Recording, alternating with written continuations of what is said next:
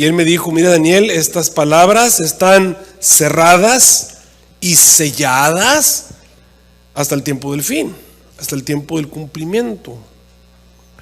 Así que su libro estaba escrito, versículo 4, ustedes lo pueden ver, Daniel 12:4. Tú, empero Daniel, cierra las palabras y sella este libro hasta el tiempo del fin. Ahora, ¿cómo va a ser el tiempo del fin? Van a pasar muchos y la ciencia se va a aumentar. En la época en que la gente esté muy apurada, van a andar de acá para allá, todos muy apurados. En esa época la ciencia se va a aumentar, ese es el tiempo del fin.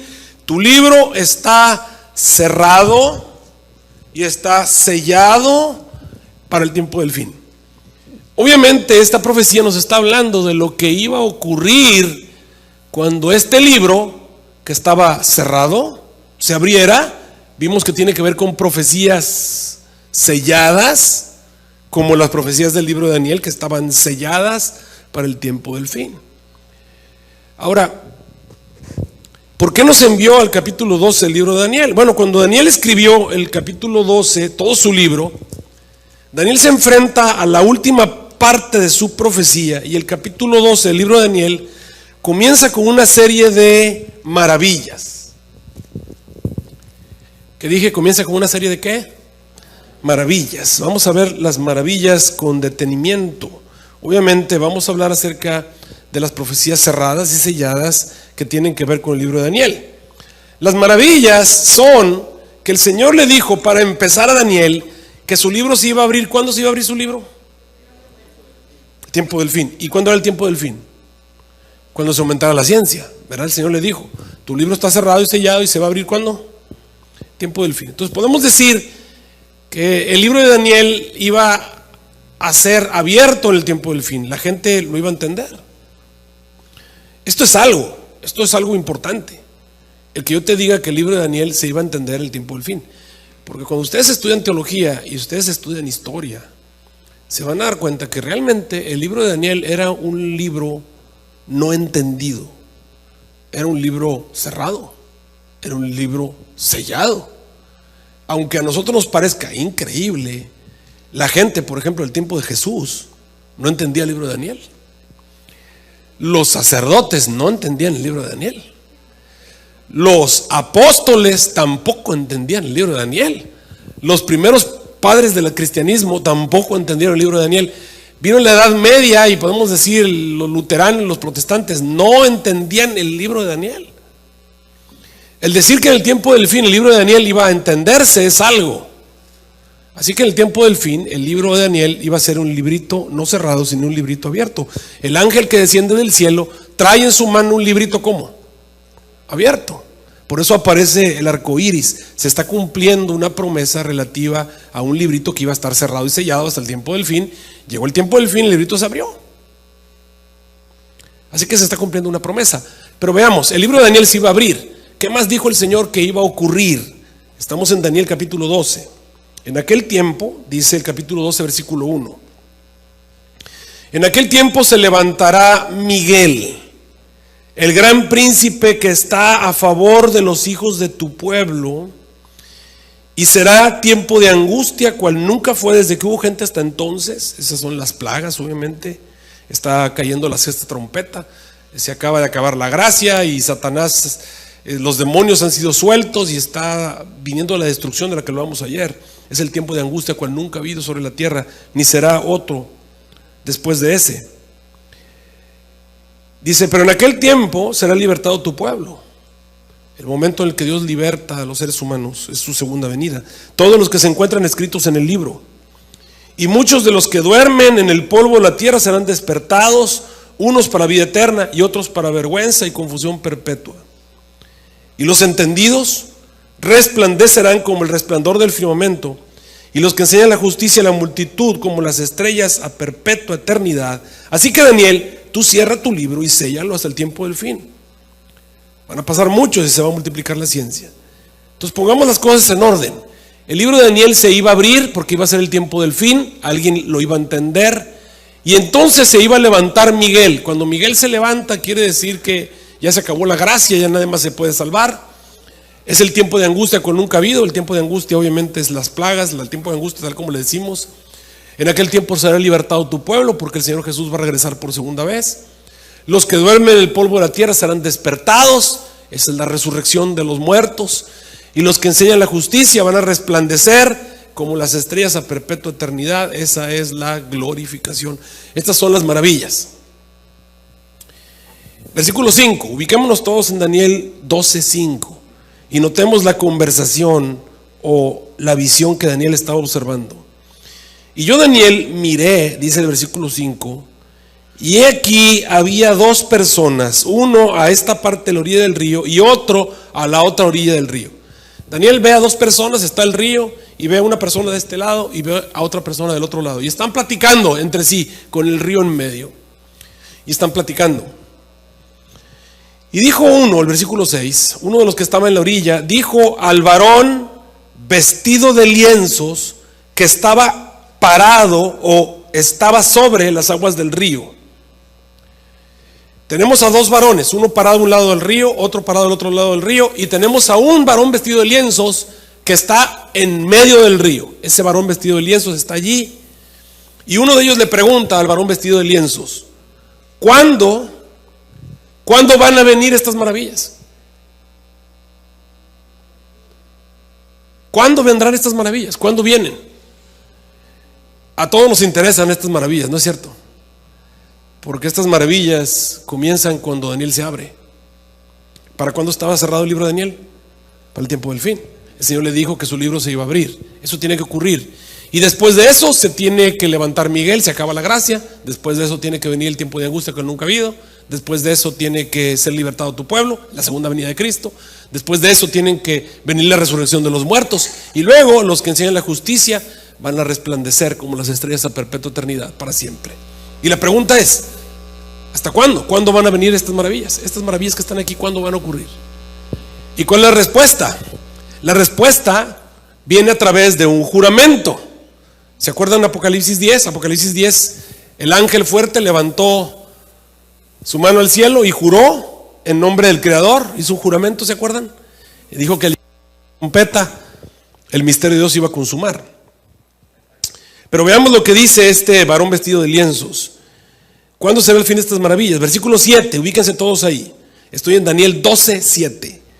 Y oí al varón vestido de lienzos que estaba sobre las aguas del río, el cual alzó las dos manos, la izquierda y la derecha, al cielo, y juró en el nombre del que vive en los siglos. ¿Quién tiene derecho a jurar en nombre del que vive en los siglos? Solamente Dios. Obviamente no puede ser el Padre, sino alguien que es semejante a Dios, porque al Padre nadie lo ha visto jamás. Pero tiene que ser alguien que es capaz de jurar en nombre del que vive para siempre, y ese obviamente es Jesús. Es el mismo ser que juró en Apocalipsis 10, es el mismo ser que está jurando aquí en Apocalipsis 12. ¿Me está siguiendo? Y mira el juramento que dice en Apocalipsis 12, y recuerda que Dios cumple con sus juramentos. Y juró en nombre del que vive por los siglos, que será por tiempos y la mitad. Y cuando se acabe el esparcimiento del escuadrón del pueblo santo, estas maravillas que acabas de ver se van a cumplir. A ver, veamos la respuesta. ¿Cuándo será el fin? Y la respuesta fue que iba a ser por tiempos en medio de un tiempo. Esto equivale a 1260 días, un año, 2 años y medio de un año. Tiempos y la mitad. Los famosos 1260 días. Y la otra respuesta fue: y cuando se acabe el esparcimiento del escuadrón del pueblo santo, estas cosas se cumplirán. O sea que tenemos una respuesta doble. Número 1, tiene que ser por tiempos en medio de un tiempo. Y número 2, cuando se acabe el esparcimiento del escuadrón del pueblo santo. Y yo oí, dice el versículo 8, pobre Daniel, estaba todo perdido. Y yo escuché lo que dijeron, pero no entendí. Y yo oí, pero no entendí. Y dije: Señor mío, explícame qué será el cumplimiento de estas cosas. Versículo 9. Y él me dijo: mira, Daniel, estas palabras están cerradas y están selladas. ¿Hasta cuándo? Hasta el tiempo del cumplimiento. ¿Te acuerdas cuando leímos Apocalipsis 10? Hubo 7 truenos que dijeron sus voces, y cuando el Señor le dijo a Juan: sella las palabras que los 7 truenos han dicho, no las escribas. Palabras cerradas y selladas para ese tiempo. Así que le dice: estas palabras están cerradas y selladas hasta el tiempo del cumplimiento. Muchos serán limpios y emblanquecidos y purificados, los impíos obrarán impíamente. Ninguno de los impíos entenderá, pero entenderán los entendidos. Ok, vamos a tratar de entender lo que se acaba de decir aquí. Estas cosas se van a cumplir de acuerdo al juramento por tiempo, tiempos y la mitad, y cuando se acabe el esparcimiento del escuadrón del pueblo santo. Hay 2 cosas que se tienen que cumplir. Muy bien. Lo primero es: ¿será que podemos saber cuándo se cumple ese tiempo, tiempos y la mitad de un tiempo? ¿Hay en la Biblia algún periodo de tiempo? Cuando Apocalipsis te dice, por ejemplo, si te dice: porque de tal manera amó Dios a los seres humanos que dio al único hijo que tenía, ¿a dónde te vas? ¿A dónde te vas? A San Juan 3:16. Y si te digo algo así como que Jehová es mi pastor y por eso no me falta nada, ¿a dónde nos vamos? Bueno, y cuando la Biblia dice tiempo, tiempos y la mitad de un tiempo, ¿a dónde nos vamos? Pues nos vamos a buscar donde dice tiempo, tiempos y la mitad de un tiempo. Y nos damos cuenta que esa frase es una frase tomada de Daniel 7:25. Vamos a Daniel 7:25.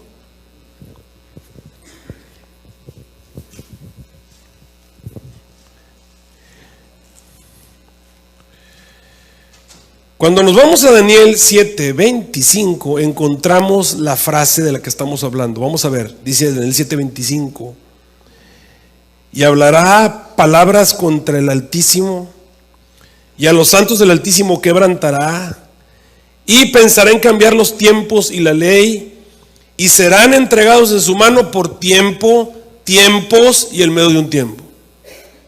Ahí está. Por lo tanto, ya sabemos a dónde nos mandó Apocalipsis. Si nos mandó Daniel 7, pues entonces lo que tenemos que hacer es interpretar Daniel 7. Ahí en Daniel 7 se nos dice cuándo se va a acabar ese tiempo, tiempo y el medio de un tiempo, por lo menos cuándo va a ocurrir. Y por lo menos podemos saber cuándo comienzan a cumplirse las cosas que Dios le dijo a Daniel que se iban a cumplir. La primera de ellas es que su librito que estaba cerrado, ¿qué iba a pasar con él? Se iba a abrir.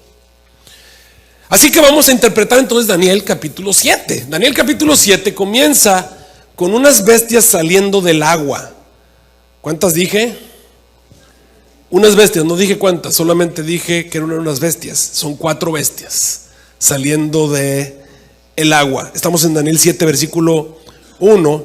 Estaba Daniel observando el mar y de pronto comienzan a salir 4 bestias. La primera bestia es un león con alas de águila, versículo 4. Ahí lo encuentran ustedes, es un león. La primera bestia sale del mar, un león con alas de águila. La segunda bestia es un oso que tiene un lado más alto que el otro, es el versículo 5. Este oso trae 3 costillas en la boca. La tercera bestia, la pueden ver más atrás, es un leopardo con 4 cabezas y con 4 alas de ave. Este está en el versículo 6. Ahí está, en algunas versiones dice un tigre, leopardo, con 4 cabezas y 4 alas de ave. Y la cuarta bestia, la que ves allá al fondo, la que está saliendo del mar, es una bestia espantosa y terrible. Tiene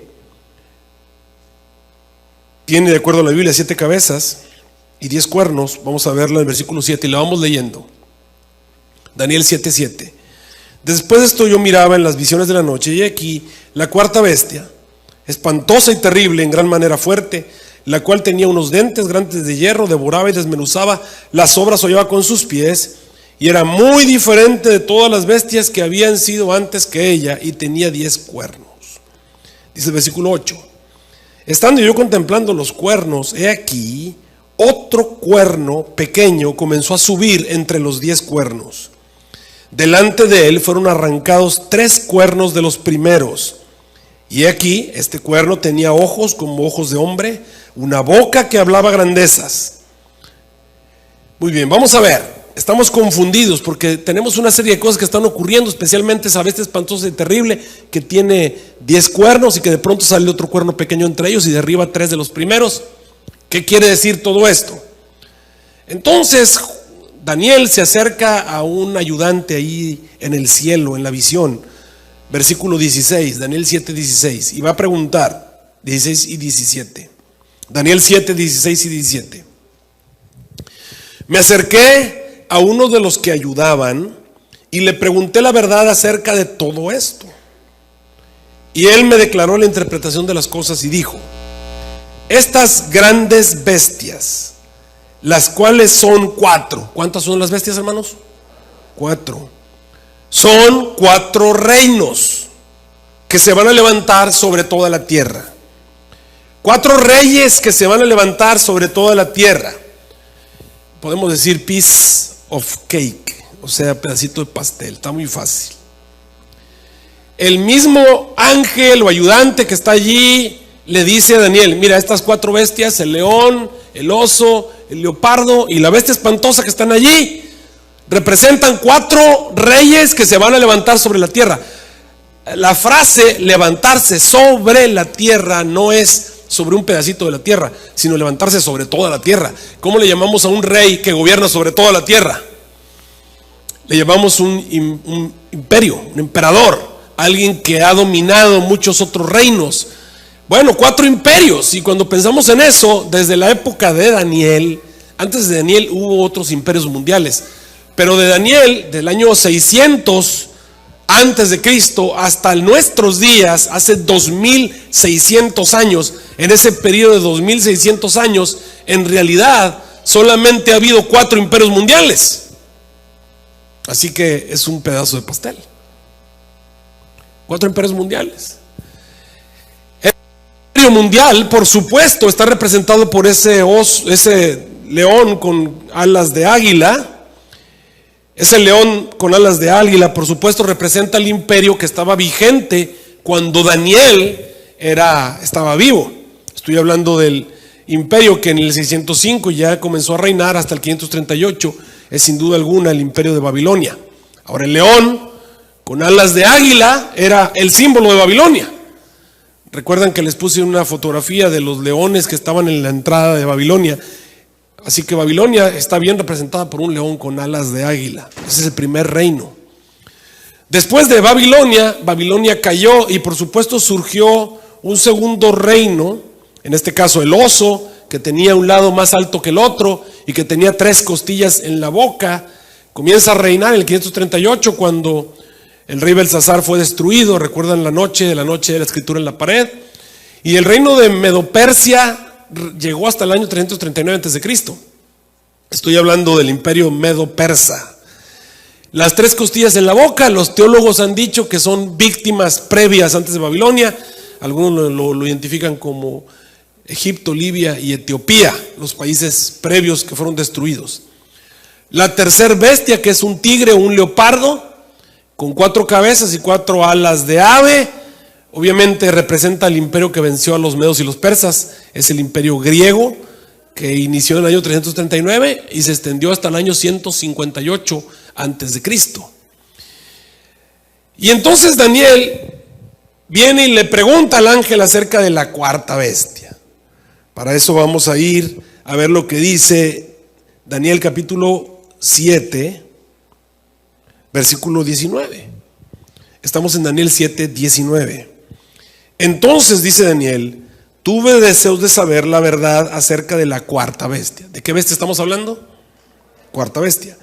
Que era tan diferente de todas las demás. Era espantosa en gran manera. Tenía dientes de hierro, uñas de metal, devoraba y desmenuzaba y las obras hollaba con sus pies. Sigo leyendo. Asimismo quise saber acerca de los 10 cuernos que tenía en su cabeza y del otro que había subido delante del cual había caído 3, y este cuerno que tenía ojos y boca, que hablaba grandeza, a su parecer mayor que el de sus compañeros. Veía yo este cuerno que hacía guerra contra los santos y los vencía, etcétera, etcétera. Y entonces le explica, versículo 23, Daniel 7, 23. Veamos lo que el ayudante le dice acerca de la 4ª bestia, la que queremos investigar. Y dijo así: La cuarta bestia será un cuarto reino en la tierra, el cual será más grande que todos los otros reinos, y a toda la tierra devorará, la hollará y la despedazará.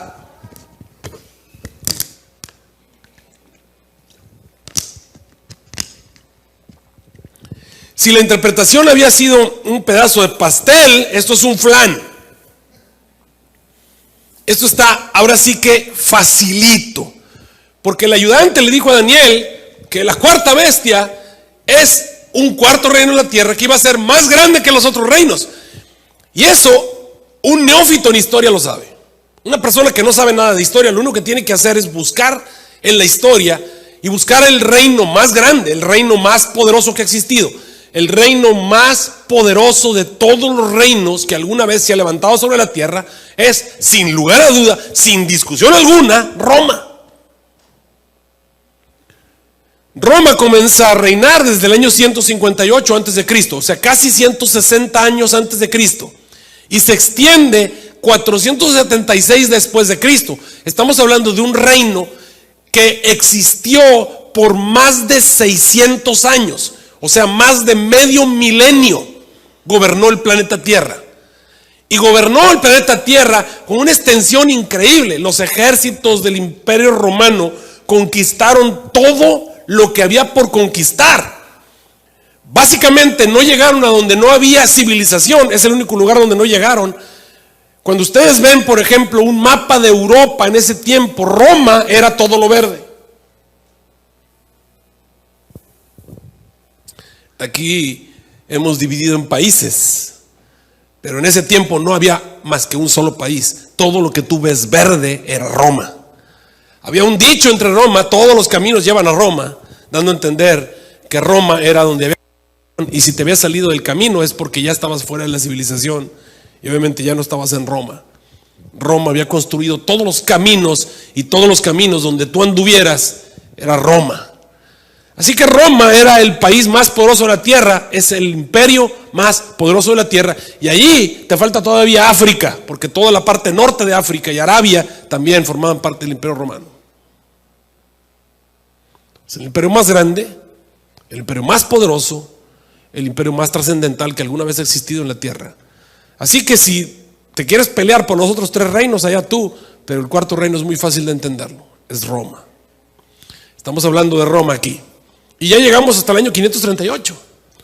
Ya llegamos hasta el año 476. Porque ahora el ángel nos va a explicar quiénes son los 10 cuernos. Ubíquense todos en el año 476 y vamos a Daniel capítulo 7, versículo 24. Estamos en Daniel 7, 24. Los 10 cuernos, recuerden que de Roma salen otros 10 cuernos. Así que ponemos la cabeza de la bestia y ponemos los 10 cuernos. Sucede que de la cuarta bestia, los 10 cuernos significan que de aquel reino, versículo 24, se van a levantar otros 10 reinos. O sea, Roma se va a dividir. La división del imperio romano ya ocurrió para nosotros en tiempo pasado. 10 reyes, y después de ellos se levantará otro, el cual será mayor que los primeros, y a 3 de los primeros va a derribar. Vamos a tratar de ir a la historia y buscar, rastrear qué fue lo que ocurrió con Roma. El imperio romano dominó todo el planeta Tierra, como ustedes lo pueden ver, o por lo menos todo lo que era la Europa, todo el imperio de Occidente, incluso África, la parte norte de África, Arabia, Palestina, toda esa zona. Y obviamente el país más poderoso de la tierra. ¿Cuándo fue que Roma comenzó a declinar? Bueno, eso fue debido a que el cristianismo invadió Europa. Después de que Constantino se convirtió, entre comillas, al cristianismo, a partir de ahí Roma comenzó a debilitarse, ir cuesta abajo, cuesta abajo, cuesta abajo. De pronto vino una época en que se pusieron de acuerdo todas las tribus de bárbaros que venían del norte de Europa, la parte norte, la parte nórdica de Europa. Estas tribus comenzaron a pelear contra el Imperio Romano. Al principio Roma los utilizaba como soldados pagados, pero estos grupos comenzaron a rebelarse en contra del poder romano y a pelear contra él. Estas 10 tribus, no eran realmente 10, eran una gran cantidad de tribus, las más importantes, las ponemos allí en la pantalla. Y estos grupos pelearon contra Roma, se dividieron el Imperio Romano y formaron lo que hoy conocemos con el nombre de Europa. Los francos dieron origen ¿a qué país? Francia. Los suevos, pues obviamente a Suecia. Los anglos se quedaron con Inglaterra. Los burgundios, lombardos, los alamanes, ¿con qué país se quedaron? Con Alemania. ¿Y los visigodos con qué país se quedaron? ¿Dónde están los vascos y los gallegos? Los visigodos se quedaron con España, así es. Y los érulos, los vándalos y los ostrogodos vinieron y comenzaron a pelear contra Roma y la vencieron. Después de eso, obviamente, hubo otras subdivisiones hasta que se formó la Europa que hoy conocemos. Pero estas fueron las tribus iniciales que vinieron contra Roma.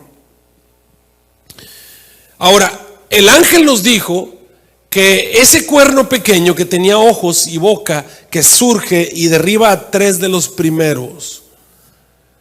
Tenemos que interpretar eso. ¿Cómo fue? ¿Qué fue lo que ocurrió? Bueno, las tribus que tú ves en blanco, los érulos, los vándalos y los ostrogodos, son las tribus que fueron eliminadas. Si tú analizas cuáles fueron las tribus más poderosas que vinieron contra Europa, contra Roma de Europa, fueron precisamente, sin lugar a dudas, los érulos. Los érulos eran la tribu más poderosa. Todas las demás tribus se quedaron con alguna parte de Europa, pero los érulos dijeron, no, nosotros queremos Roma, queremos la silla del emperador, nosotros queremos entrar en la ciudad imperial. Así de poderosos eran los érulos. Los érulos, dirigidos por Odoacro, llegaron a Roma y conquistaron Roma, se quedaron con Roma. Nada más que hay un problema. El problema es que los érulos, los vándalos y los ostrogodos, que de hecho se encontraron en su camino a Roma con un predicador llamado Arrio. En la historia Arrio es importante porque Arrio adoctrinó, convirtió al cristianismo a los érulos, a los vándalos y a los ostrogodos. Pero no el cristianismo que nosotros conocemos, a un cristianismo arriano. Ellos eran arrianos.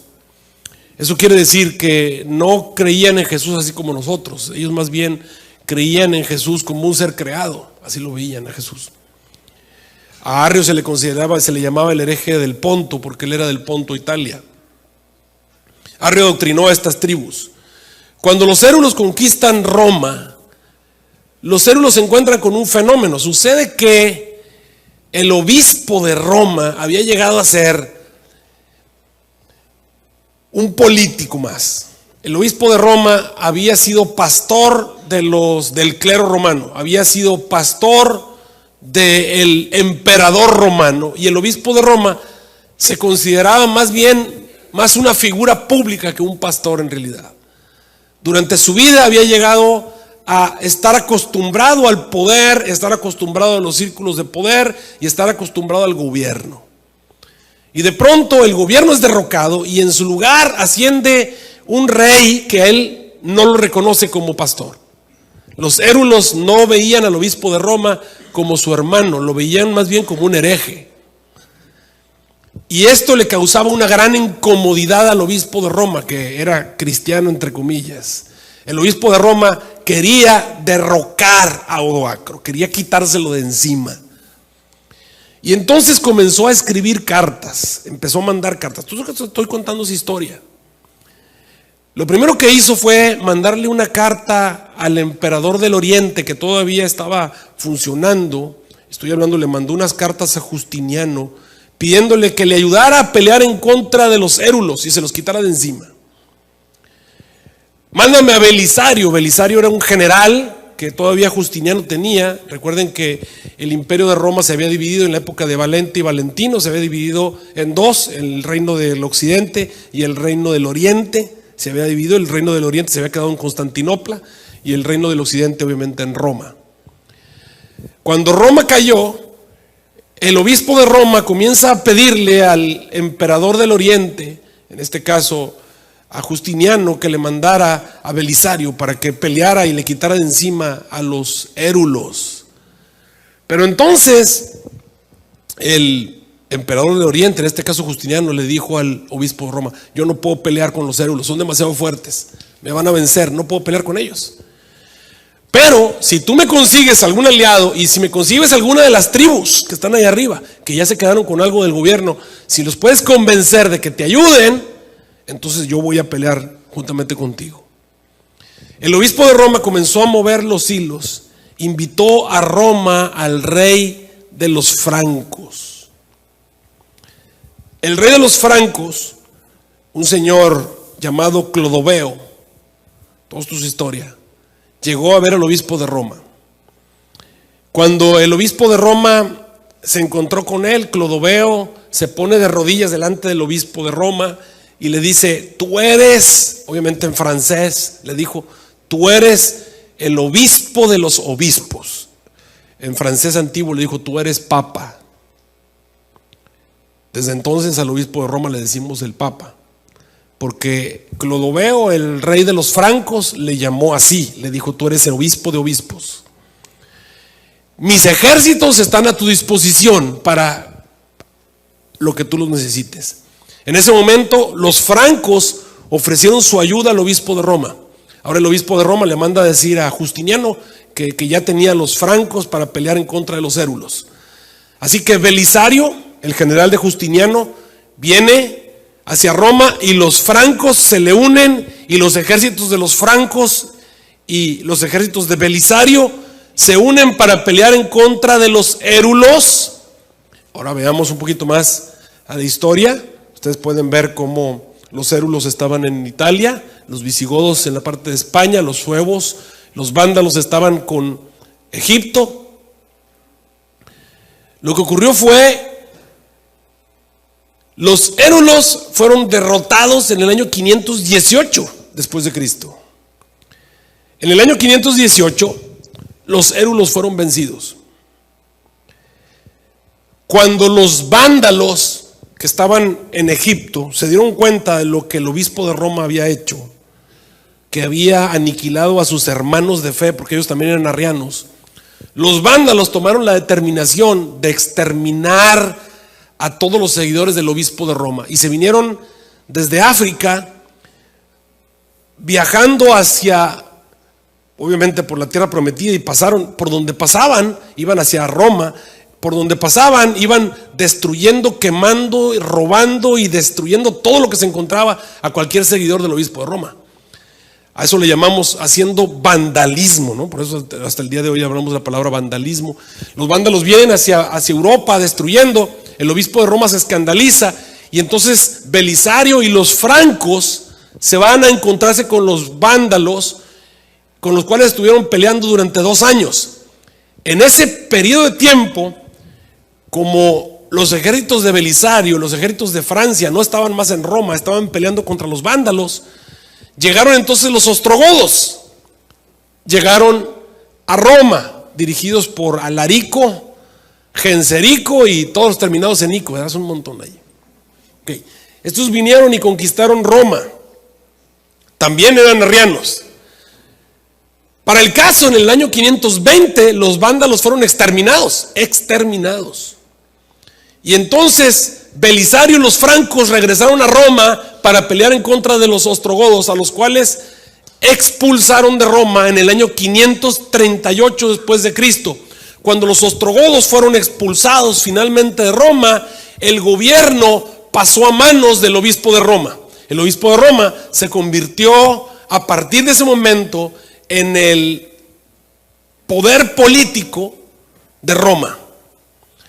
Recuerden que este poder político había manejado los hilos, había traído a los francos, había traído a Belisario y había logrado destruir a 3 de las tribus más poderosas que habían pisado Europa en esa época.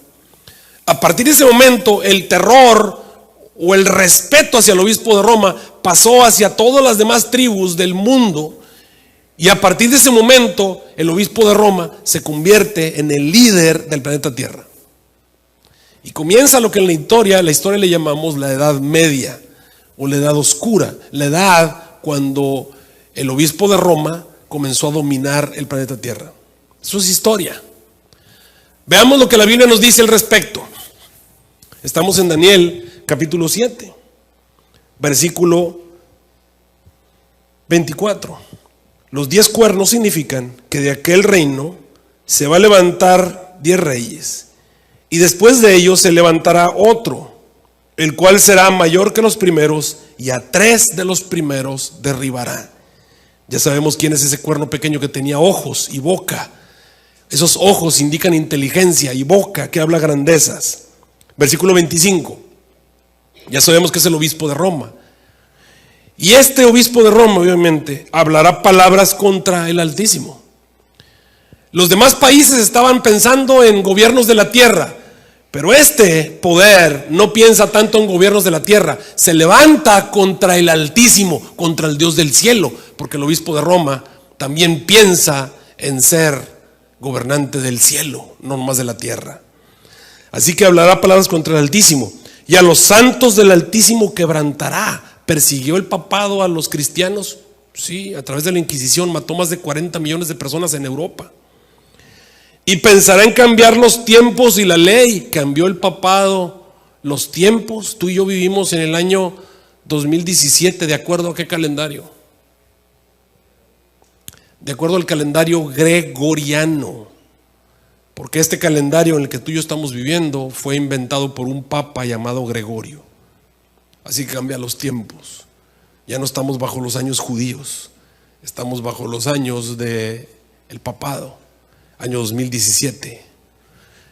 Pensará en cambiar los tiempos y también cambiará la ley. ¿Cambió el papado los mandamientos?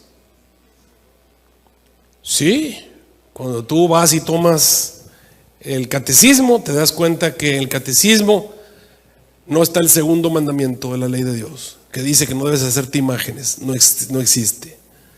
Te vas a encontrar que el cuarto mandamiento, que dice que debes guardar el sábado, ha sido sustituido por uno que dice santificarás las fiestas.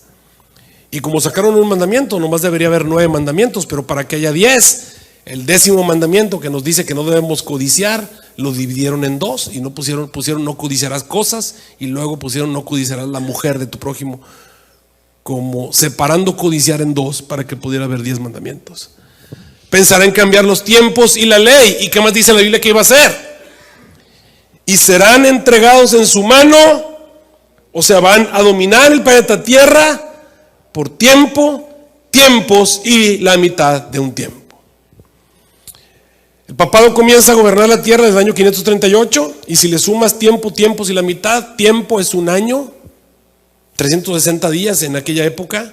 Tiempos es 360 más 360, o sea 720 más 360, y la mitad de un tiempo son 180.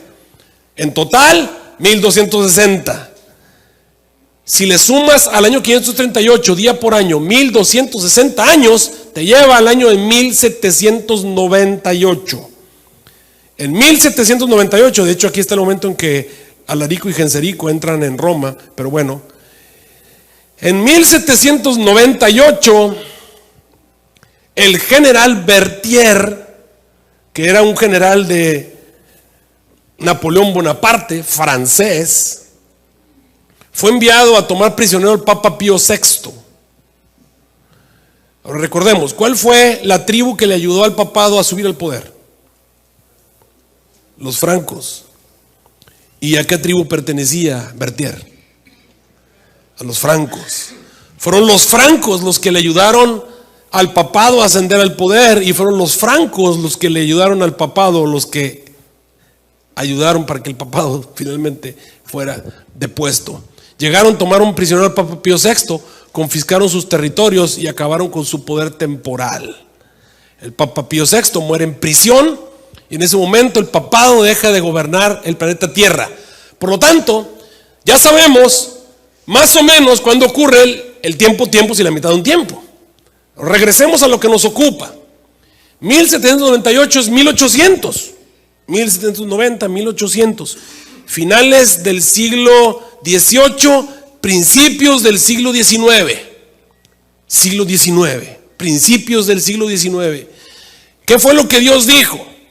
Dios le prometió, le juró a Daniel, le juró que su libro, que estaba cerrado y sellado, se iba a abrir ¿cuándo? En el tiempo del fin, ¿no es cierto? Y dijo que eso iba a ocurrir cuando llegara el tiempo es en medio de un tiempo. Por lo tanto, de acuerdo a la promesa divina, en ese tiempo el libro cerrado se tiene que abrir. Entonces vamos a la historia. Busquemos en la historia quién fue la primera persona en la tierra que entendió el libro de Daniel. Y cuando empezamos a buscar la historia, por lo menos que tengamos registro, cuál fue la primera persona en la tierra en entender el libro de Daniel. Quiero que entiendas que el libro de Daniel se tiene que abrir entre 1798 y 1834, o por lo menos en los alrededores. Nos damos cuenta que la primera persona en entender Daniel, de la cual tenemos registro, es un hispano, una persona que hablaba español como tú y como yo.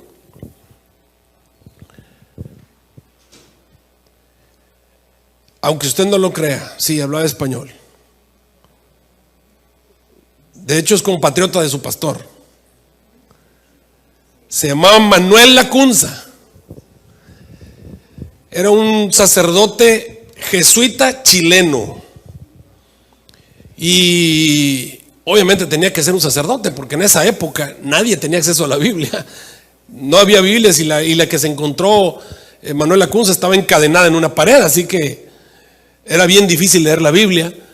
Muy poca gente leía la Biblia. Así que la primera persona en entender la Biblia o entender el libro de Daniel, que era un libro cerrado, fue Manuel Lacunza. Y quiero que entiendas, querido hermano, que esto es algo increíble, porque el libro de Daniel no lo entendió nadie. De verdad, no lo entendía nadie. Hay un obispo en la época, hay un rabí en la época de Pablo por ahí, de apellido o de llamado Rashi. Este señor trató de entender el libro de Daniel, y no pudo. Te vas a la época de los primeros padres cristianos, tampoco entendieron el libro de Daniel. Te vas con Lutero, fíjate, Lutero incluso escribió algunas cosas, algunas sandeces acerca del libro de Daniel, diciendo que Daniel estaba loco, una especie como que había tenido unas pesadillas y que había escrito cosas que no tenían ningún tipo de inteligencia, porque no se les entendía nada. Pero cuando lees, por ejemplo, a un señor llamado Isaac Newton, Sir Isaac Newton, saben ustedes quién es Isaac Newton, ¿no es cierto? Tremendo físico. Sir Isaac Newton escribió acerca del libro de Daniel, no lo entendió por supuesto, pero escribió que el libro de Daniel no se había entendido porque todavía no era tiempo de que se entendiera. Digo, de alguna razón el libro de Daniel está cerrado, pero cuando se abra lo van a entender. De alguna manera él se dio cuenta que eso no se podía entender sino que se cumpliera. Bueno, la primera persona de la cual tenemos noticia que entendió el libro de Daniel fue este señor llamado Manuel Lacunza. ¿Qué pasó? Manuel Lacunza leyó el libro de Daniel y lo entendió. ¿Porque era más inteligente que todos nosotros? ¿Porque era más inteligente que todos los habitantes de la tierra? No, porque el libro ya no estaba cerrado, el libro estaba como abierto. Mira, y Manuel Lacunza llegó a las mismas determinaciones acerca de las bestias que te mencioné. Él dijo, este león con alas es Babilonia, ese oso es Medo-Persia, ese tigre o ese leopardo es Grecia, y esa bestia espantosa y terrible es Roma, y ese cuerno pequeño es el papado. Aunque él era sacerdote católico, él dijo es el papado. Y se puso a estudiar y llegó a Daniel 8:14. ¿Y sabes qué dijo? Cristo viene, Jesús viene, y va a venir a mediados del siglo XIX. Y escribió un libro que se llama La venida del Mesías en gloria y majestad. Y lo escribió y lo publicó. Cuando los sacerdotes comenzaron a leer lo que Manuel Lacunza escribió acerca de Daniel, y lo que dijo acerca del papado, acerca del cuerno pequeño, y lo que dijo acerca de que Cristo venía, se empezaron a levantar contra él. Lo amenazaron con meterlo en el Santo Oficio, en la Inquisición, confiscaron todos los libros que pudieron de Manuel Lacunza, y a Manuel Lacunza lo desterraron, lo mandaron obviamente a los Andes allá para que le predicara a los cóndores, donde nadie pudiera escucharlo. Pero bueno, Manuel Lacunza es la primera persona de la cual tenemos noticia que entendió el libro de Daniel. La segunda persona de la que tenemos noticia que entendió el libro de Daniel era un obispo anglicano de apellido Wilson. El obispo Wilson leyó el libro de Daniel y llegó a las mismas conclusiones a las que llegó Manuel Lacunza. Manuel Lacunza por allá en 1790, el obispo Wilson por allá en 1800. Llega a las mismas conclusiones y él comienza a escribir unas homilías, que son una especie de sermones que él comenzó a predicar en su iglesia, en la iglesia anglicana. Recuerden que en la iglesia de Inglaterra, el dirigente de la iglesia de Inglaterra era el rey de Inglaterra. Cuando él comienza a predicar, causa una tremenda conmoción. Miles de personas comienzan a llenar la iglesia en la que el obispo Wilson estaba predicando acerca de Daniel. Él comienza a interpretar exactamente igual. Habla acerca de Babilonia, habla acerca de Medo-Persia, Grecia, Roma, el papado, el cuerno pequeño, los 1260 días, y comienza a predicar que Cristo está próximo a venir, quizás a mediados del siglo XIX. Y cuando está predicando todo ese tipo de cosas, miles de personas vienen a escucharlo, pero de pronto se le empiezan a levantar todos los obispos anglicanos. Los obispos que no estaban de acuerdo con lo que predicaban, comienza a haber un tumulto, se hace tal problema que es llevado a un juicio delante del rey de Inglaterra. El rey de Inglaterra, para no meterse en problemas, amenaza al obispo Wilson y le dice: mira, si no te callas, te metemos a la cárcel o te matamos, ¿qué prefieres? Así que el obispo Wilson deja de predicar el asunto de Daniel, y pareciera ser que para que el libro de Daniel se predique y para que la gente lo llegue a entender, tenemos que buscar un lugar en la tierra donde el papado no tenga poder y donde no haya un rey que pueda intervenir y quitarle la oportunidad. Un lugar donde haya libertad de expresión, un lugar donde la gente pueda predicar lo que quiera. ¿Habrá en el siglo XIX algún lugar así? Pues el único lugar que había en la tierra era Estados Unidos de América. Pero los gringos son un poquito tardados en hacer algo. Así que la primera persona en Estados Unidos en entender el libro de Daniel, de la cual tenemos noticia, es un señor de nombre Guillermo Miller. William Miller. Guillermo Miller era un agricultor de religión bautista del sur, que había ido a la guerra y estaba durante un tiempo, se había apartado de Dios y había llegado a ser una especie de ateo, pero después había regresado a la iglesia, había comenzado a estudiar la Biblia y se había propuesto leer toda la Biblia. Cuando Guillermo Miller se puso a leer el libro de Daniel, Guillermo Miller entendió el libro de Daniel. Entendió el libro de Daniel. En 1818 Guillermo Miller llegó a la conclusión de que Jesús estaba a punto de venir a la tierra a mediados del siglo XIX. Y le dio mucho miedo, porque él no era teólogo, él no era un estudiante de teología, él no era pastor, él era un agricultor. Le dio mucho miedo y no quiso predicar.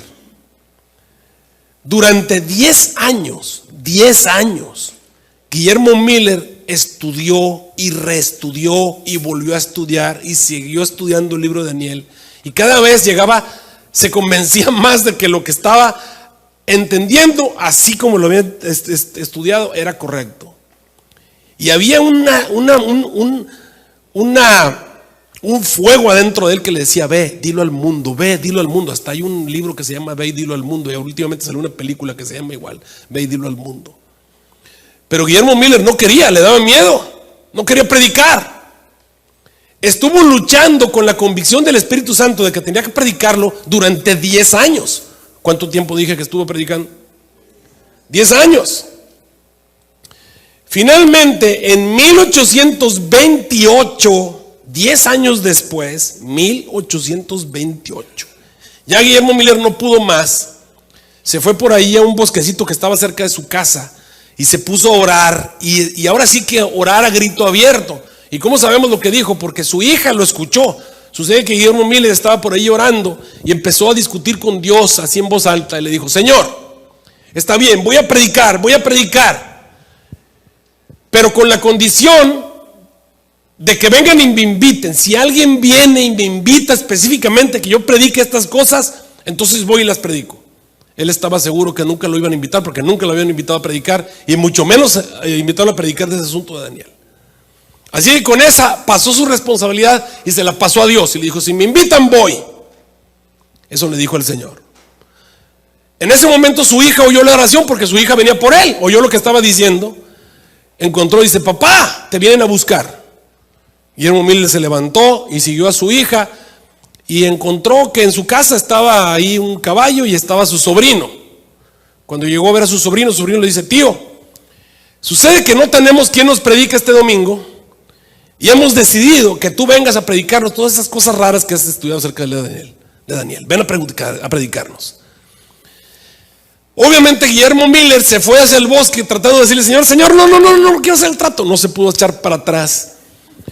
Tuvo que sentarse allí en un sofá y delante de unas 16 a 20 personas, Guillermo Miller comenzó a leer el libro de Daniel delante de esas personas.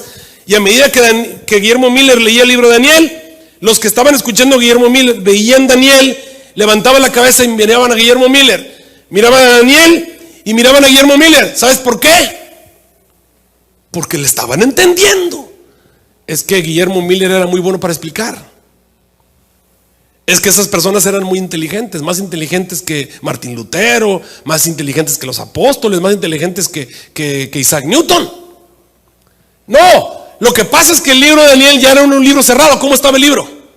Estaba abierto, se estaba cumpliendo lo que Dios dijo. Dios había jurado, Dios le había prometido a Daniel que su libro iba a estar cerrado el tiempos en medio de un tiempo. Ya se había cumplido el tiempos en medio de un tiempo. El libro de Daniel ya estaba abierto desde hace rato. Ya lo había entendido Manuel Lacunza, ya lo había entendido el obispo Wilson, ya lo habían entendido otras personas, pero no habían salido a la luz. Y aquí estaba un hombre que en 1818 lo había entendido. Que no lo hubiera predicado es otra cosa, pero ya el libro de Daniel estaba abierto y cualquier persona, si se ponía a leerlo, lo iba a entender. Y entonces le dijeron a Guillermo Miller: ¿sabes qué? Ahora te quedas toda la semana. Se convirtió en una semana de oración. Y Guillermo Miller les explicó toda la semana lo que había entendido acerca del libro de Daniel. Y después de eso se lo encuentra Josué B. Hines. Y ahora sí que ya no hay domingo en el que Guillermo Miller no está predicando, porque lo llevaron a predicar a las grandes ciudades y empezó a predicar por todo Estados Unidos. Y comenzó un gran movimiento en Estados Unidos que se conoce como el Gran Despertar Religioso del siglo XIX. El Gran Despertar Religioso del siglo XIX comenzó en 1828 y termina hasta el otoño de 1844. Quiero que entiendas que este movimiento que surge al estudiar el libro de Daniel era un movimiento en el seno de todas las iglesias cristianas, reformadas y protestantes que estaban en Estados Unidos de América. Anglicanos, presbiterianos, episcopales, bautistas, metodistas. Todas las iglesias que venían de la Reforma, todas las iglesias cristianas que estaban en Estados Unidos, comenzaron a hablar del libro de Daniel y todas entendían el libro de Daniel igualitos. Todos creían lo mismo que te acabamos de explicar. Todas creían y empezó a surgir la idea que Cristo estaba a punto de venir en 1844. Y comenzaron a predicar. Y eso se le llama el Gran Despertar el Gran Despertar Religioso del siglo XIX. A este grupo de personas se les llama los Milleritas. Los Milleritas no eran de una iglesia, los Milleritas eran de todas las iglesias cristianas que había en esa época. Eran miembros de todas las iglesias cristianas y estos Milleritas estaban entendiendo el libro de Daniel. Ellos son el cumplimiento de la profecía hecha a Daniel en el pasado. ¿Qué fue lo que se le dijo a Daniel? Que su libro se iba a ¿qué? Abrir. Bueno, déjame decirte que hemos hecho una investigación al respecto después de eso y se han encontrado hasta la fecha por lo menos 49, escúchalo bien, 49 interpretaciones del libro de Daniel publicadas entre 1800 y 1844. Es decir, entre 1800 y 1844 se han descubierto 49 publicaciones, 49 diferentes personas. ¿Por qué es importante esto? Porque estas 49 personas no se conocían, ni se habían visto, ni se habían hablado. No había internet, no había text message, no había nada de eso. No había televisión, ni había radio. Estas gentes nunca se vieron, nunca se conocieron, nunca estuvieron en un mismo sermón, nunca leyeron nada el uno del otro. Estas fueron 49 interpretaciones particulares de diferentes personas a lo largo y ancho del planeta Tierra. Estas 49 personas llegaron a las mismas conclusiones que Guillermo Miller, a las mismas conclusiones que el obispo Wilson, a las mismas conclusiones que Manuel Lacunza, sin ponerse de acuerdo. Todos ellos entendían exactamente igual el asunto de los 4 reinos, el asunto de Roma, el asunto del cuerno pequeño, el asunto de los 2300 días. Todos decían que Jesús iba a venir a mediados del siglo XIX. Es decir, ubicaban las fechas del comienzo de los 1260 años, entre 538 y 1798, como el comienzo de los 1260 años. Y tenían una serie de conjeturas. Algunos ponían el final por ahí 1800, otros por ahí 1790, pero más o menos en las mismas épocas se habían puesto de acuerdo. ¿Qué está pasando? Dime qué está pasando. Lo que está pasando es que el libro de Daniel está ¿cómo? Está abierto y lo están entendiendo. Esto demuestra que este grupo de personas son lo que Dios dijo que iba a ocurrir exactamente. ¿Qué fue lo que Dios dijo que iba a ocurrir? Que Daniel se iba a entender. A Daniel se lo prometió, Dios lo juró, que su libro se iba a entender, que su libro se iba a abrir. Ahora, ¿qué le dijo el Señor a Daniel? Daniel capítulo 12, ubíquense todos y miren lo que le dijo el Señor a Daniel. Versículo 10.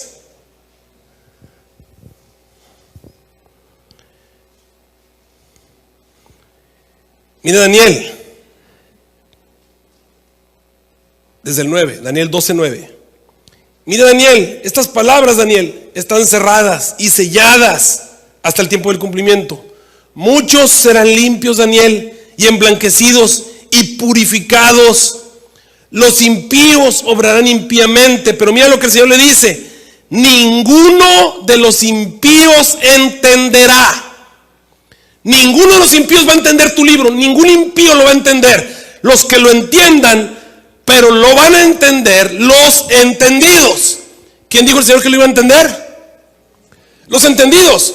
Por lo tanto, los mileritas son los entendidos de Daniel 12. Es el grupo de personas que Dios dijo que iban a entender Daniel. Y recuerda lo que el Señor le dijo: ninguno de los impíos entenderá. ¿Qué es lo contrario? Los impíos. ¿Quiénes son lo contrario de los impíos? Los justos, los injustos. Los impíos, los santos. Por lo tanto, los santos, o sea, el pueblo de Dios, son los mileritas. El grupo que entiende a Daniel es como si el Señor le estuviera diciendo a Daniel: mira Daniel, va a pasar el tiempo, la gente lo va a entender, tu libro está cerrado, es una cápsula en el tiempo del fin se va a abrir. ¿Y sabes quién lo va a entender? Los justos. Los que entienden tu libro son justos. Vamos en el tiempo, buscamos la época en la que el libro de Daniel se tiene que abrir, y cuando buscamos a las personas que están entendiendo el libro de Daniel, sabemos que esas personas son justas, porque el Señor se lo dijo a Daniel. El Señor le dijo: ningún impío va a entender tu libro. ¿Lo van a entender quiénes? Los entendidos, los justos, los santos. Por lo tanto, los mileritas son los entendidos de Daniel. Ese es el movimiento que fue predicho proféticamente por Dios. Dios predijo en el tiempo que iba a haber un grupo de personas que iba a entender el libro de Daniel. Lo predijo y les puso nombre, les llamó los entendidos. Ninguno de los impíos va a entender tu libro, solamente lo van a entender los entendidos. Cuando llegan los mileritas son los entendidos. Proféticamente predicho a Daniel, el Señor hasta juró que ellos iban a venir. Y cuando los entendidos de Daniel se tuvieron que poner nombre, porque tú sabes que en 1844, como Jesús no vino, a todos esos entendidos los sacaron de sus iglesias y se juntaron y se tuvieron que poner nombre. ¿Sabes qué nombre se pusieron? Se pusieron Adventistas del Séptimo Día.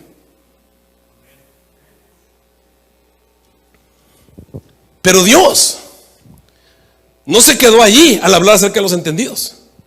Mira lo que Dios dijo acerca de los entendidos, porque este versículo me encanta. Versículo 3. Léelo bien.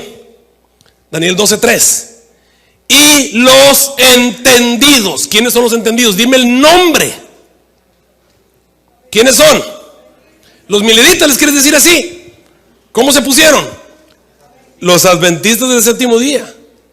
Resplandecerán como el resplandor del firmamento, y los que enseñan la justicia a la multitud como las estrellas a perpetua eternidad. O sea, se van a salvar y van a vivir por los siglos de los siglos y van a ser glorificados. Ese es el futuro del movimiento proféticamente predicho por Dios a Daniel, que iba a surgir cuando su libro se entendiera. Y yo te reto, búscame una iglesia que haya nacido así, predicha por Dios. Dios le dijo a Daniel: mira, Daniel, tu libro está cerrado y sellado, y va a estar cerrado y sellado hasta que comience el tiempo del fin. Y cuando venga tu libro y se abra, lo van a entender los santos. Los que lo entiendan son los santos, son los entendidos, y esos van a ser glorificados, van a resplandecer como las estrellas a perpetua eternidad. Así que te vas en la historia y busca el final de los 1260 años, 1800, y búscame una iglesia que haya nacido así, y es esta.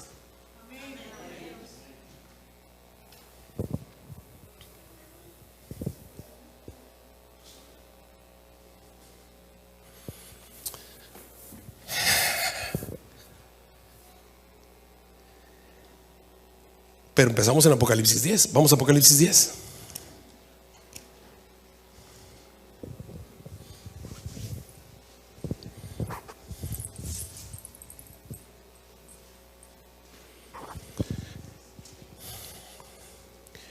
En Apocalipsis 10 aparece el ángel que está haciendo el juramento, y aparece el arco iris diciendo: Dios cumple sus promesas. ¿Cuál fue la promesa que se cumplió? El librito está abierto.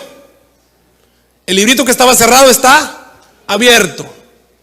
Está cerrado, ahora está abierto. Se está cumpliendo la promesa. Y entonces el Señor le dice a Juan que haga algo con ese librito abierto. Mira lo que le dice que haga. Versículo 8. Apocalipsis 10, 8. Y la voz que oía del cielo hablaba otra vez conmigo y me dijo: ve, toma el librito abierto de la mano del ángel que está sobre el mar y sobre la tierra. Y fui al ángel diciéndole que me diese el librito, y me dijo: toma el librito y trágalo, y te va a amargar el vientre, te va a doler el estómago. En tu boca vas a ver dulce como la miel, pero te va a doler el estómago. Así que tomé el librito. Fíjate las consecuencias de comerse el librito. Te vas a ver rico en la boca, pero cuando te lo tragues te va te va a arder, te va a doler. Así que tomé el librito de la mano del ángel y lo devoré, y fue dulce en mi boca como la miel, pero cuando lo devoré me empezó a doler el estómago. Ya puedes ver a Juan. Juan cae al suelo y ahí está con dolor, Y todavía viene el ángel y le dice: mira, es necesario que todavía sigas profetizando a muchos pueblos, gentes, lenguas y reyes. O sea, tienes todavía que ir a predicar. Tienes que ir a predicar la profecía. Porque este librito que se están comiendo no es la primera vez que alguien se come un librito. Esta es una referencia a Ezequiel capítulo 2. Mira, vamos a Ezequiel capítulo 2.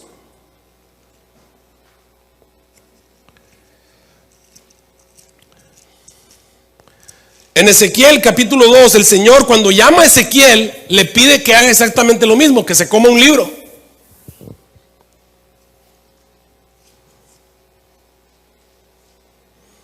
Ezequiel 2.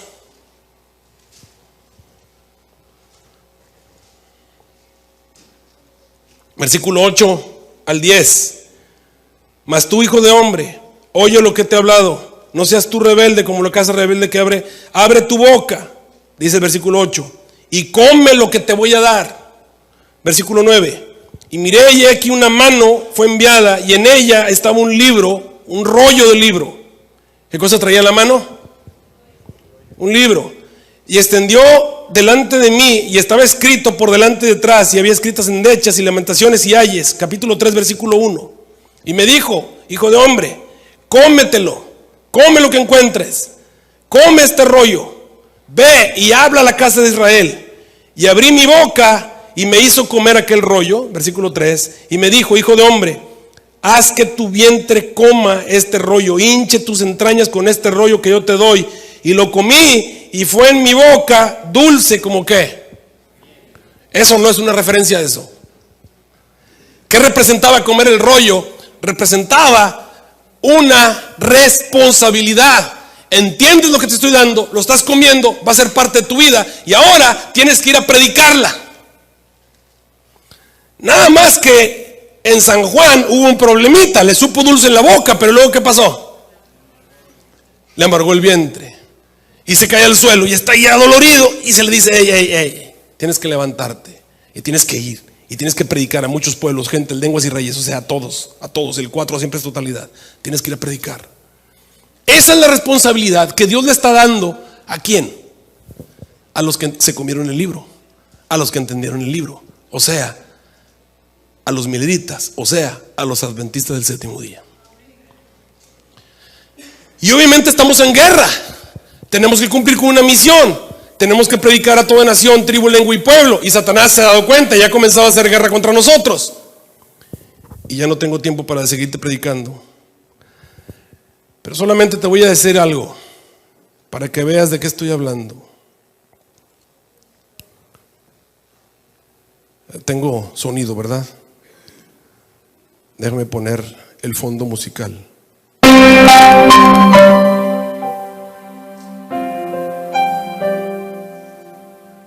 Perdón. Así déjenlo.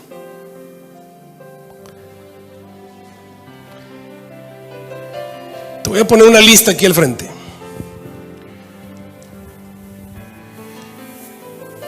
Nada más para que vean de qué estoy hablando.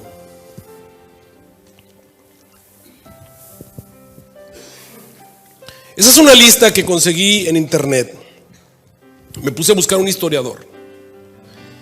Y me puse a buscar todos los movimientos cristianos que surgieron, vamos a decir así, en el siglo XIX, siglo XX.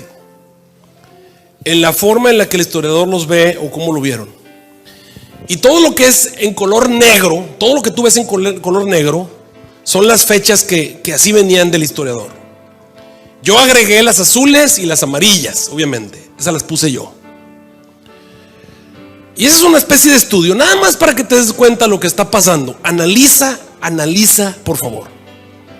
En 1818, tú puedes ver allí, surge un movimiento y él le puso Adventist, o sea, adventistas, y puso que el originador es Guillermo Miller. Puso a la iglesia adventista como surgiendo en 1818. Ahora tú y yo sabemos que la iglesia adventista no surge en 1818, la iglesia adventista viene en 1861, 1863. Eso lo sabemos. Sin embargo, este historiador pone a la iglesia adventista en 1818. En cierta forma estoy de acuerdo con él. Les voy a decir por qué.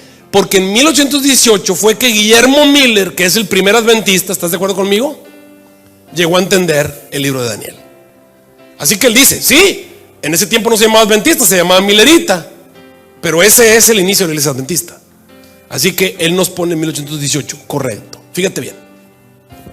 En 1818 Guillermo Miller entendió el libro de Daniel, ¿de acuerdo? Pero no lo comenzó a predicar ¿hasta cuándo?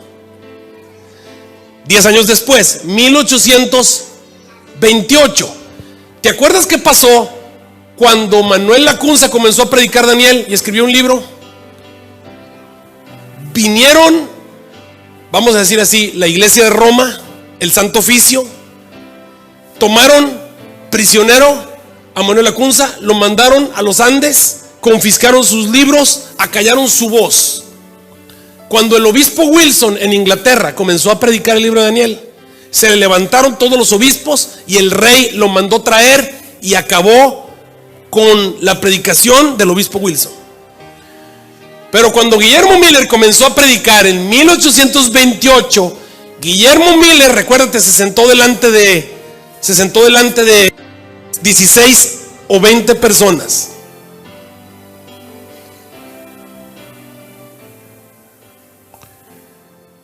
Delante de unas 16 o 20 personas, déjame regresar a la lista para que la puedas ver.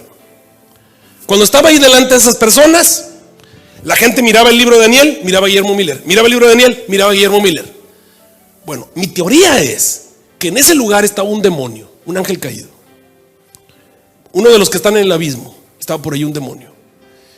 Y el demonio vio que estaban leyendo el libro de Daniel.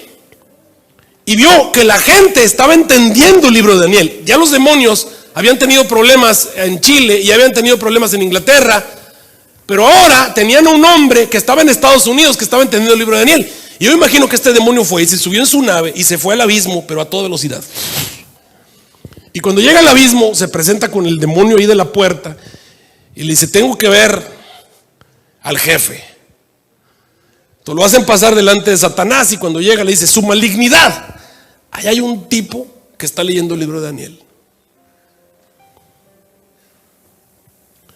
Y ahora sí que se prenden las alarmas en todo el abismo y Satanás manda a traer a todos sus demonios ahí. ¿Qué hacemos? A este no le podemos mandar la Inquisición porque no había Inquisición en Estados Unidos.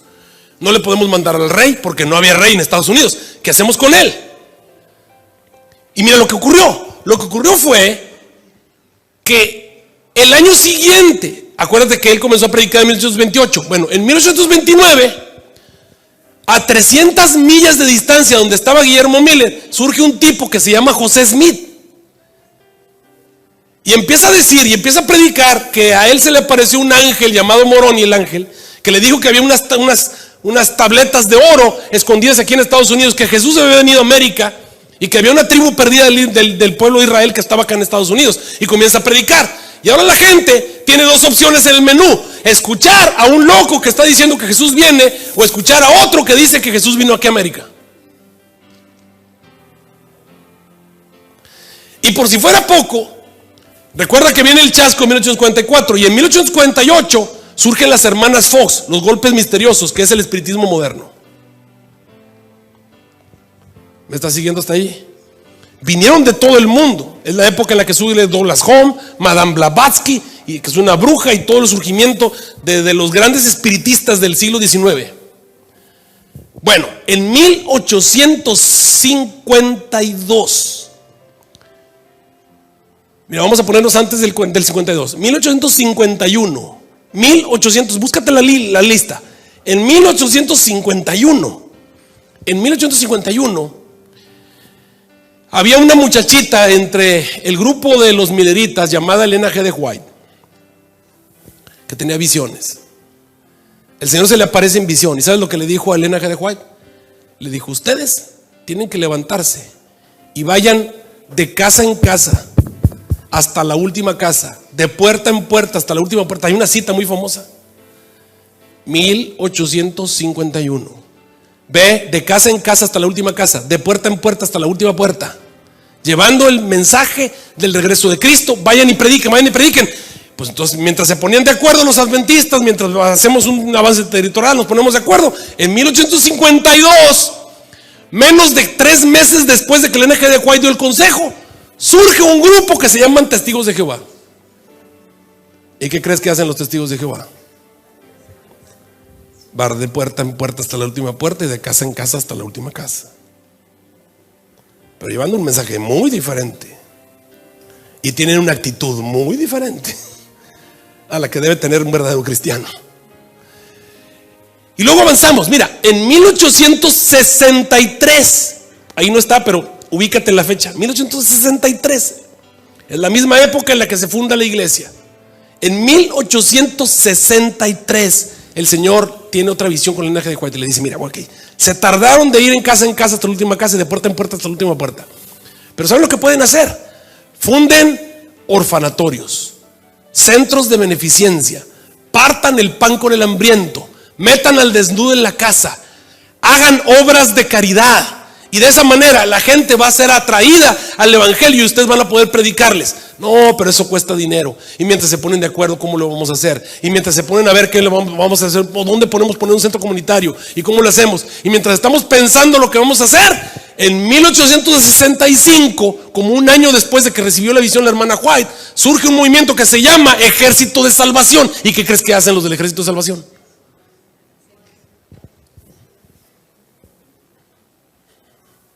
¿Y quieres que le siga o ya te diste cuenta de lo que está pasando? Y ahí tengo toda esa lista y me puedo ir uno por uno y te vas a dar cuenta que a cada cosa que queremos hacer hay un anticipo y una reacción inmediata contra lo que nosotros hacemos. ¿Qué está pasando?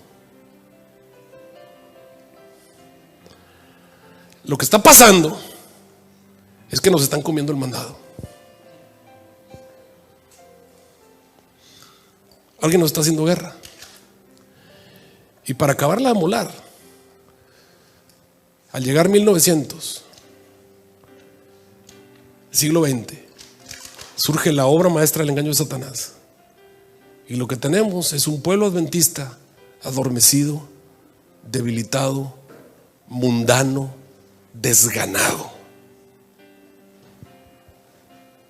que no tiene ganas de predicar, que no tiene ganas de reformarse, que no tiene ganas de abandonar el pecado. Porque Satanás ha manifestado su obra maestra de seducción y se ha comido la hierba de la tierra y se ha comido los frutos de la tierra, y todo lo que surgió por la lluvia temprana de los apóstoles ha quedado destruido entre las dos lluvias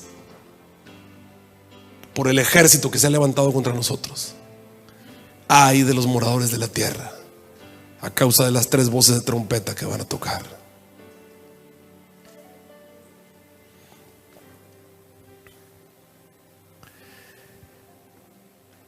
¿Y qué vamos a hacer?